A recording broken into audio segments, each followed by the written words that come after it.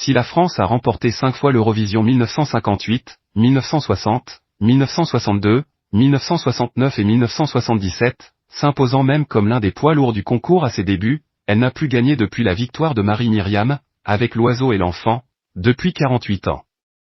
Pourtant, les organisateurs ont régulièrement dépêché des stars, ces dernières années, sur la scène de l'Eurovision, pour tenter de s'imposer, Patricia Cass en 2009, Enghien en 2012, Slimane en 2024, Louane en 2025. Mais ça n'a pas suffi.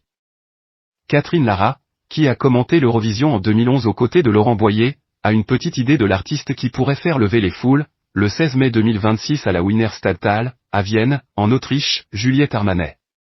Selon la célèbre violoniste et interprète de Nuit Magique, c'est l'auteur du dernier jour du disco qui pourrait en effet mettre un terme à la malchance qui poursuit la France, au célèbre concours européen de la chanson, a-t-elle assuré au micro d'Éric Dussart, dans On refait la télé, le 29 novembre 2025, sur RTL. Et pour une raison bien précise, a-t-elle expliqué. Pour Catherine Lara, si on veut remporter le célèbre concours de la chanson, il faut envoyer à l'Eurovision un ou une grande interprète, a-t-elle expliqué sur la station, d'après les informations de Pure Média. Parce que moi, je ne crois qu'au talent, avec quelque chose qui nous touche le cœur, a poursuivi l'interprète de la Roqueuse de Diamants. On a eu quand même Louane, Slimane, Barbara Pravi, ces dernières années, a renchéri Éric Dussart, rafraîchissant la mémoire à son invité sur les derniers représentants tricolores à l'Eurovision. Oui, mais peut-être que la chanson n'était pas très bonne ou je ne sais pas, a-t-elle répondu. Louane, c'est formidable, c'est une très belle artiste, mais la chanson, je la trouvais un peu compliquée. Pour Catherine Lara, c'est très difficile, une belle chanson, à la fois populaire, à la fois simple, à la fois riche, mais en même temps avec des mots qui sonnent, avec une émotion, a-t-elle confié sur RTL, poursuit Pure Média.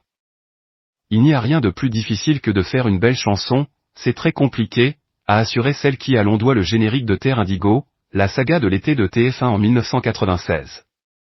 Vous penseriez à qui spontanément comme ça? Si c'est Catherine Lara qui choisissait d'envoyer un artiste, aujourd'hui à l'Eurovision, vous enverriez qui lui a aussitôt demandé l'animateur dont refait la télé, curieux de connaître l'opinion de son invité à ce sujet. Oh, j'enverrais peut-être la petite Juliette Armanet, ça serait bien, a assuré Catherine Lara. Parce que Juliette a beaucoup d'émotions, elle chante bien, elle a une espèce d'élégance comme ça. Beaucoup d'identité aussi, elle ne ressemble à personne. Je crois à l'identité. Mais Juliette Armanet n'est pas la seule artiste en qui Catherine Lara croit, pour l'Eurovision.